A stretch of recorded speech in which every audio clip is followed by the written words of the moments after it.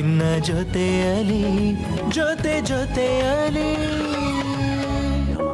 Recover ಆಗಲಿ. ಮುಂದಿನ treatment ಎಲ್ಲ ನಮ್ಮ ಮನೇಲೆ ಕೊಡ್ಸೋಣ. ನೋಡು, ನಾಳೆನೇ ಅವನನ್ನು ಡಿಸ್ಚಾರ್ಜ್ ಮಾಡೋದಕ್ಕೆ ಡಾಕ್ಟರ್ ಹತ್ರ ಮಾತಾಡ್ಕೊಂಬರೋಣ. ಬಾ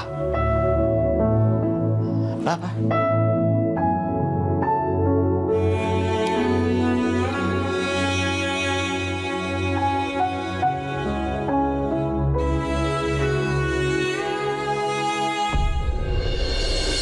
ಯಾಕ್ರಿ ಸೀನಿಯರ್ ನನ್ನ ಹತ್ರ ಮಾತಾಡ್ತಿಲ್ಲ? ನನ್ನ ಹತ್ರ ಮಾತಾಡೋಕೆ ಇಷ್ಟ ಇಲ್ವಾ, ಅಥವಾ ನಾನು ಬದುಕಿರೋದೇ ಇಷ್ಟ ಇಲ್ವಾ? ತಗಡು ಥರ ಮಾತಾಡಿದ್ರೆ 4 ಬಾರಿಸ್ತೀನಿ. ಮುಚ್ಚು ಬಾಯಿ. ಈಗಾಗಲೇ ಬಾರಿಸ್ಕೊಂಡು ಸೆಟ್ಲ್ ಆಗ್ಬಿಟ್ಟಿದ್ದೀನಿ. ಬಟ್ ನೀವು ಬಾರಿಸ್ತೀರ ಅಂದ್ರೆ ಓಕೆ, ನಾನು ಮತ್ತೆ ಹೊಡ್ಸ್ಕೊತೀನಿ. ಈ ಟೈಮಲ್ಲೂ ಕಾಮಿಡಿನಾ? ನನ್ನ ಜೀವನೇ ಹೋಗಿತ್ತು.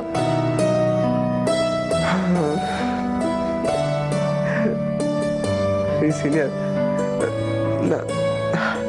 ನಾನು ಆಗಲೇ ಹೊರಟೋಗಿದ್ದೆ ಕಣ್ರಿ. ಬಟ್ ಯಾರೋ ನನ್ನನ್ನು ಜೂನಿಯರ್ ಅಂತ ಕರೆದಂಗಾಯ್ತು. ಅದಕ್ಕೆ ಇದು ಯಾರಪ್ಪ ಅಂದ್ಕೊಂಡು ಅದೇ ರೋಡಲ್ಲಿ ಹಾಗೆ ವಾಪಸ್ ಬಂದ್ಬಿಟ್ಟೆ. ಯಾರೋ ಅದು ನಿನ್ನ ಜೂನಿಯರ್ ಅಂತ ಕರೆಯೋದು? ಆ ಹಕ್ಕು ನನ್ಗೆ ಮಾತ್ರ ಇರೋದು.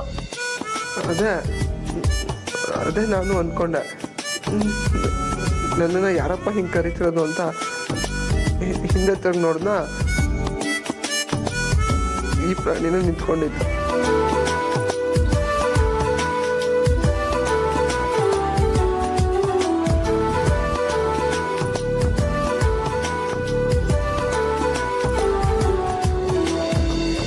ಭಾನುಭೂಮಿ ಸೇರಿದ ಭಾವ ನಮ್ಮ ಪ್ರೇಮವು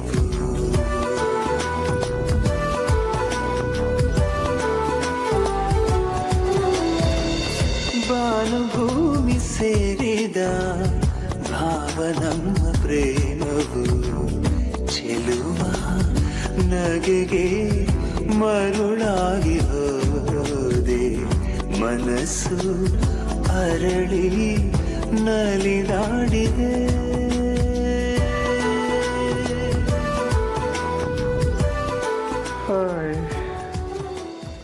ನಿಮ್ಮ ಮೊದಲೇ ಇದನ್ನು ಮಾಡಿದರೆ ಇಷ್ಟೊತ್ತಿಗಾಗಲೇ ಹುಷಾರಾಗಿ ಜಿಂಕೆ ಥರ ಓಡಾಡ್ಕೊಂಡಿರ್ತಾ ಇದ್ದೆ. ಎಷ್ಟೋ ಮಾತಾಡ್ತೀಯ ತಗಡು. ರೆಸ್ಟ್ ತಗೋ, ಮಲ್ಕೋ ಈಗ.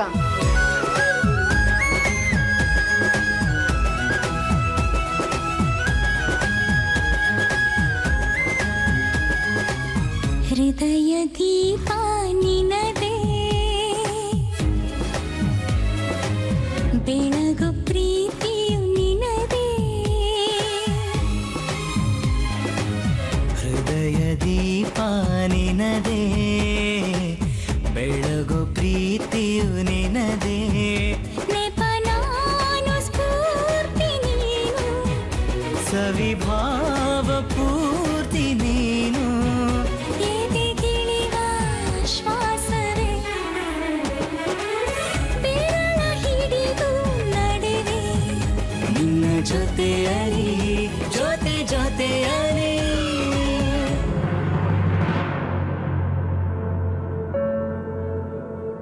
ಅಭಯ್ ಬದುಕ್ಬಿಟ್ಟ. ಸಾಲದು ಅಂತ ಪೊಲೀಸ್ ಕಂಪ್ಲೇಂಟ್ ಬೇರೆ ಕೊಟ್ಟಿದ್ದಾರೆ. CM ಅಭ್ಯರ್ಥಿ ಕೇಸು ಅಂತ ಇನ್ವೆಸ್ಟಿಗೇಷನ್ ಸ್ಟ್ರಾಂಗ್ ಆಗಿ ಮಾಡ್ತಾರೆ. ಇದೆಲ್ಲ ನಮ್ಮದೇ ಪ್ಲ್ಯಾನು ಅಂತ ಏನಾದರೂ ಗೊತ್ತಾಗ್ಬಿಟ್ರೆ ಅಲ್ಲಿಗೆ ನನ್ನ ಮಗನ ರಾಜಕೀಯ ಭವಿಷ್ಯ ಸತ್ತಾಗೆ.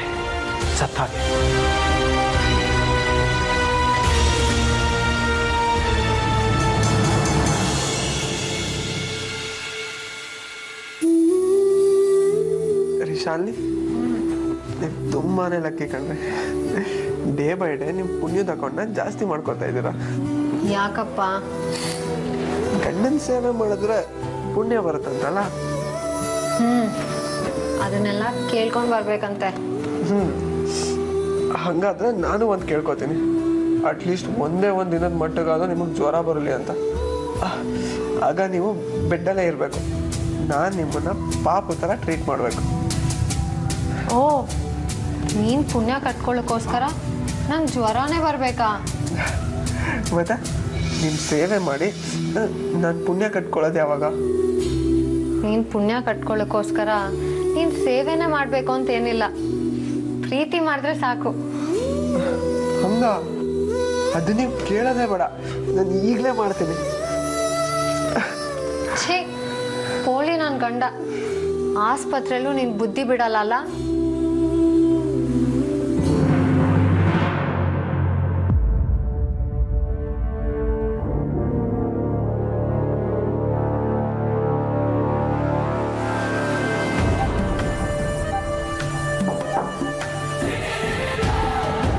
ಬನ್ನಿ ಸರ್, ಬನ್ನಿ ಕೂತ್ಕೊಳ್ಳಿ.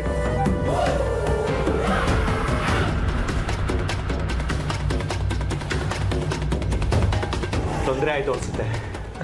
ಛೇ ನನ್ನ ಗಂಡನ ಜೀವ ಉಳಿಸಿರೋದೇ ನೀವು. ಅಷ್ಟೆಲ್ಲ ಓಡಾಡಿದ್ರಿ ನಮಗೋಸ್ಕರ, ತೊಂದರೆ ಏನು ಬಂತು ಸರ್? Thank you. ಹೇಗಿದೆಯಾ ಭಾಯ್? ಪರವಾಗಿಲ್ಲ ಸರ್, ಈಗಷ್ಟೇ ಸ್ವಲ್ಪ ಪವರ್ ಬಂತು.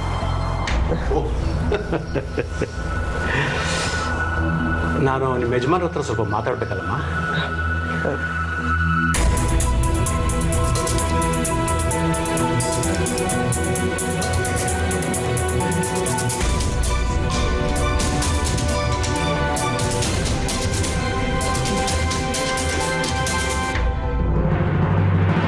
ಹೇಳಿ ಸರ್.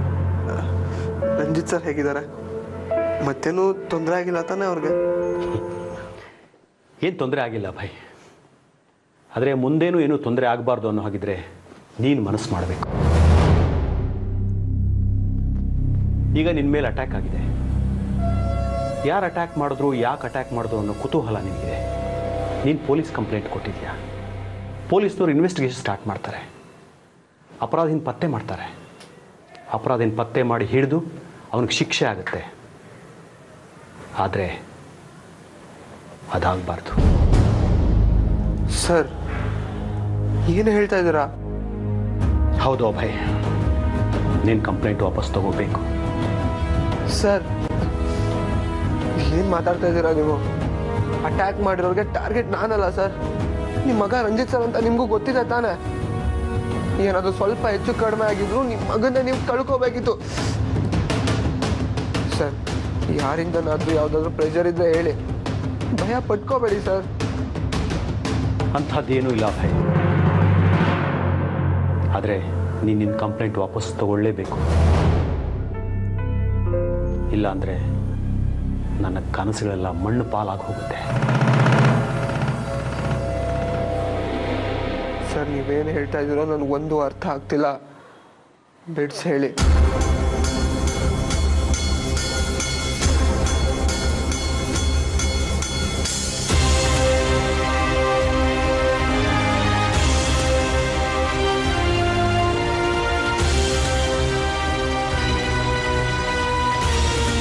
ನಿನ್ನ ಮೇಲೆ ಅಟ್ಯಾಕ್ ಮಾಡಿಸಿದ್ದು ಯಾರು ಗೊತ್ತಾ?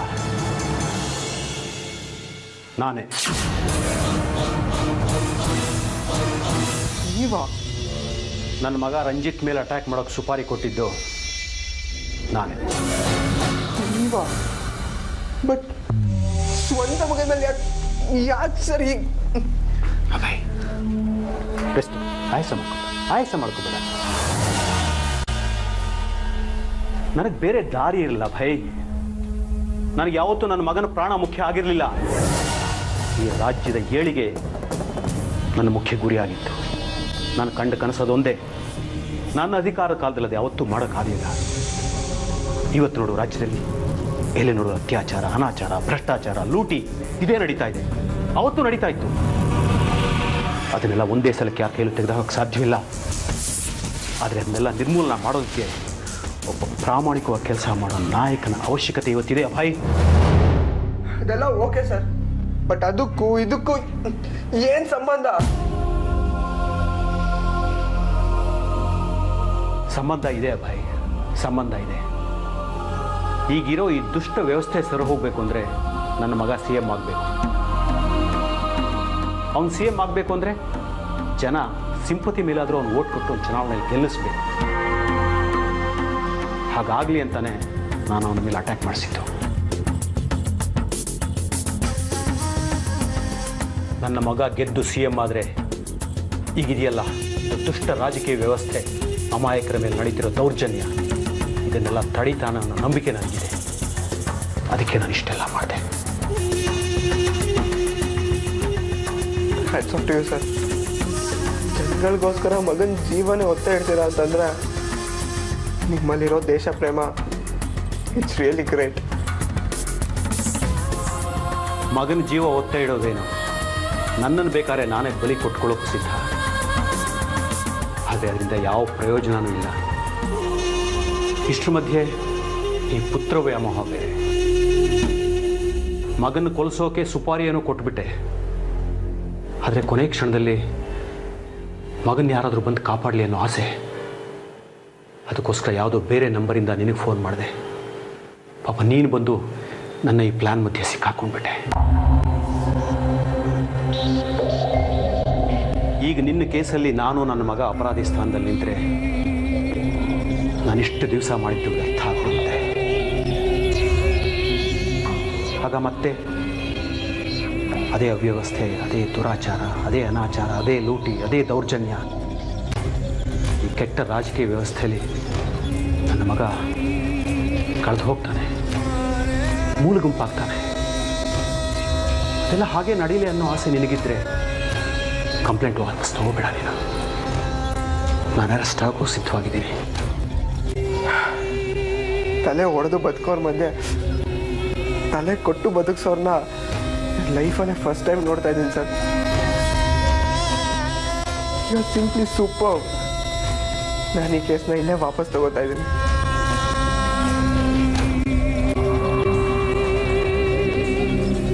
ಅಷ್ಟೇ ಅಲ್ಲ ಸರ್, ಅದ್ರ ಜೊತೆ ನನ್ನ ಜೀವನದ ಪ್ರತಿ ಕ್ಷಣವೂ ನಿಮ್ಮ ಹೋರಾಟಕ್ಕೆ ಬೆಂಬಲ ಕೊಡೋದಕ್ಕೆ ನಾನು ಯಾವಾಗಲೂ ರೆಡಿಯಾಗಿರ್ತೀನಿ. ಥ್ಯಾಂಕ್ಸ್ ಅಭಯ್. ನೀನು ವಯಸ್ಸಲ್ಲಿ ಚಿಕ್ಕವನಾದರೂ ಗುಣದಲ್ಲಿ ತುಂಬ ದೊಡ್ಡವನಪ್ಪ. ನಿನ್ನ ತ್ಯಾಗ ಇದೆಯಲ್ಲ, ಅದು ಕೋಟ್ಯಾಂತರ ಜನಕ್ಕೆ ಸಂತೋಷ ಕೊಡೋ ಅಸ್ತ್ರ ಆಗಿದೆ ಇವತ್ತು. Simply great. Thank you so much. ನಾನು ಬರ್ತೀನಿ.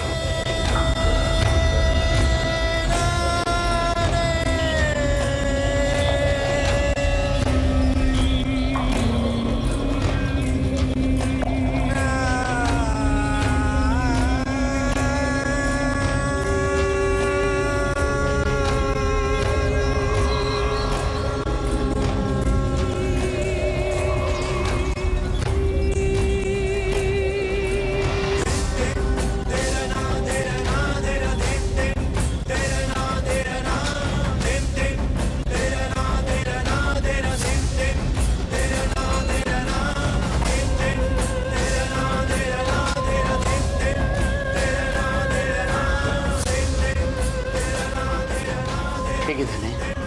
ಟೆನ್ಷನ್ ಏನು ಮಾಡ್ಕೊಳ್ಬೇಡಿ, ಚೆನ್ನಾಗಿದ್ದಾರೆ. ದಿನ ಬಂದು ಟ್ರೀಟ್ಮೆಂಟ್ ಕೊಟ್ಟು ಹೋಗ್ತೀನಿ. ಗಾಬರಿ ಮಾಡ್ಕೊಳ್ಬೇಡಿ. ಏನಾದರೂ ಎಮರ್ಜೆನ್ಸಿ ಇದ್ದರೆ ನನಗೆ ಫೋನ್ ಮಾಡಿ, ಸಿಸ್ಟರ್ ಇಲ್ಲೇ ಇರ್ತಾರೆ.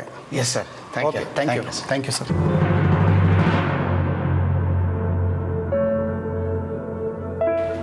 ಶಾಲಿನಿ, ಅಭಯ್ಗೆ ಇನ್ನು ನಿನ್ನ ಅವಶ್ಯಕತೆ ಹೆಚ್ಚಿದೆಯಮ್ಮ. ಅವನನ್ನು ಮಗು ಥರ ನೋಡ್ಕೋಬೇಕು. ಅವನು ಸಂಪೂರ್ಣವಾಗಿ ಗುಣ ಆಗೋವರೆಗೂ ಅವನು ನಿನ್ನ ಪುಟ್ಟ ಮಗು. ಹುಷಾರಾಗಿ ನೋಡ್ಕೋ. ಹೋಗು, ನಿನ್ನ ಪುಟ್ಟ ಮಗು ಕಾಯ್ತಾ ಇದೆ, ನೋಡು ಹೋಗು.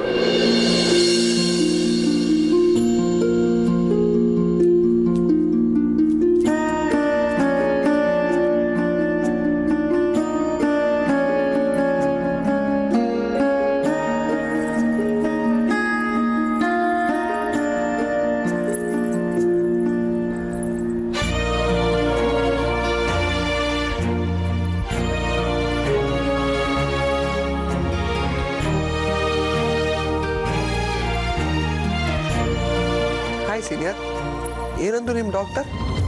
ನಿಂಗೆ ಇನ್ನೂ 120 ವರ್ಷ ಆಯಸ್ಸಂತೆ.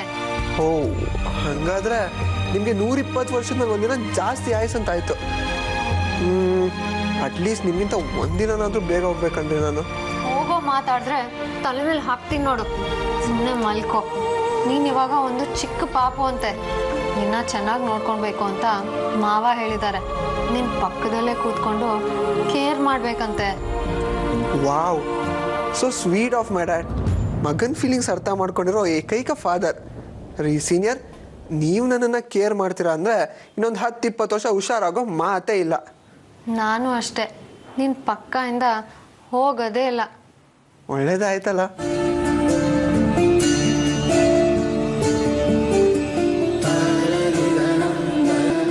ಹಂಗಂತ ಇಲ್ಲೇ ಫಿಕ್ಸ್ ಆಗಬೇಡಪ್ಪ. ನಾನು ಹೇಳಿದ್ದೆ ಪಥ್ಯ ಮಾಡಬೇಕು, ನಾನು ಕೊಟ್ಟಿದ್ದೆ ಮೆಡಿಸಿನ್ ತಗೊಳ್ಬೇಕು, ನಾನು ಹೇಳ್ದಂಗೆಲ್ಲ ಕೇಳಬೇಕು. ಓಕೆ, ನೀವು ಹೇಳ್ದಂಗೆಲ್ಲ ಕೇಳಬೇಕು ಅಂದರೆ ನಂದು ಒಂದು ಕಂಡೀಷನ್ ಇದೆ ಮೇಡಮ್. ಅದು ನೀವು ನನ್ನ ಹತ್ರ ಪ್ರತಿ ಸಲ ಬಂದಾಗಲೂ ನನಗೆ ಮುದ್ದು ಮಾಡಬೇಕು. ಆಮೇಲೆ ನನಗೆ ಐ ಲವ್ ಯು ಹೇಳಬೇಕು. ಅಯ್ಯೋ ರಂಗ, ಮೆಂಟಲ್ ಆಗಿದ್ಯೋ ನೀನು? ಕರೆಕ್ಟ್ ಸೀನಿಯರ್, ನಿನ್ನ ಪ್ರೀತಿಲಿ ಮೆಂಟಲ್ ಆಗ್ಬಿಟ್ಟಿದ್ದೀನಿ. ಸರಿ, ನೀನು ರೆಸ್ಟ್ ತಗೋ. ನಿಂಗೆ ಇಷ್ಟವಾದ ತಿಂಡಿ ಮಾಡ್ಕೊಂಡು ಬರ್ತೀನಿ, ಆಯ್ತಾ? ಸೀನಿಯರ್, ಅದು ನನ್ನ ಪೇಷಂಟ್ ಅಂತ ಮಂಚದ ಮೇಲೆ ಒಬ್ಬನೇ ಮಲ್ಗಿಸಲ್ಲ ತಾನೆ? ತರಲೆ, ತೆಪ್ಪಗೆ ಬಿತ್ಕೋ. ಅಟ್ಲೀಸ್ಟ್ ನಿಮ್ಮ ಕೈ ಹಿಡ್ಕೊಂಡಾರು ಮಲ್ಕೋತೇನ್ರಿ? ಎರಡು ಬಿಡ್ಲ, ಮಲ್ಕೊಳಪ್ಪ ತಂದೆ.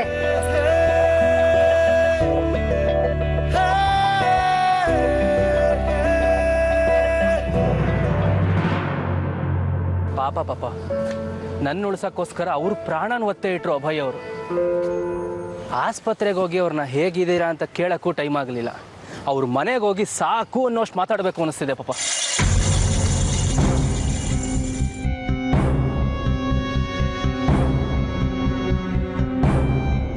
ಯಾಕೆ ಪಾಪ ಒಂಥರ ಇದ್ದೀರಾ? ಏನಿಲ್ಲಪ್ಪ ರಂಜಿತ್, ಯಾಕೋ ನೀನು CM ಆಗ್ತೀಯಲ್ಲೋ ಅನುಮಾನ ಬಂದ್ಬಿಟ್ಟಿದೆ ನನಗೆ.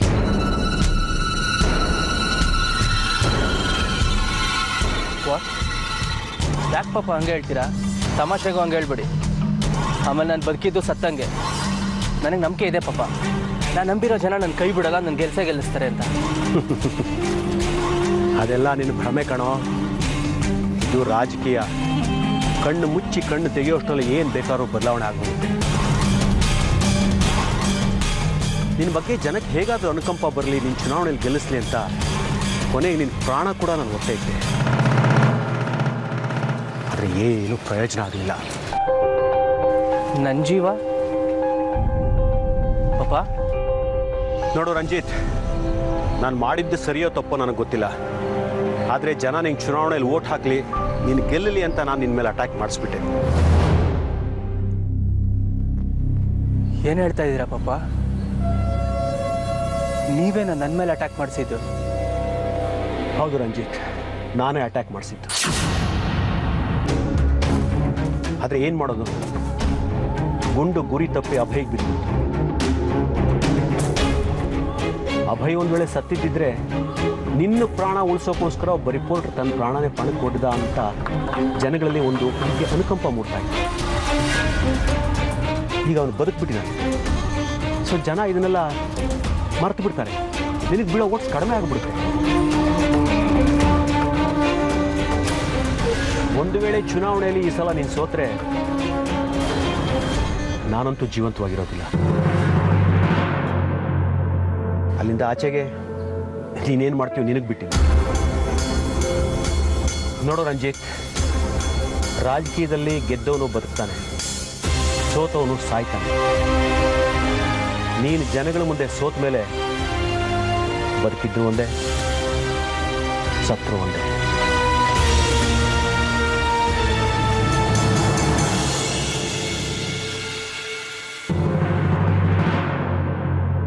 ನಾನು ನಿಮ್ಮಗ ಪಾಪ. ಸೋಲ್ ಅನ್ನೋದು ನನ್ನ ಹತ್ರ ಸುಳಿಯೋಕ್ಕೂ ಬಿಡಲ್ಲ ನಾನು.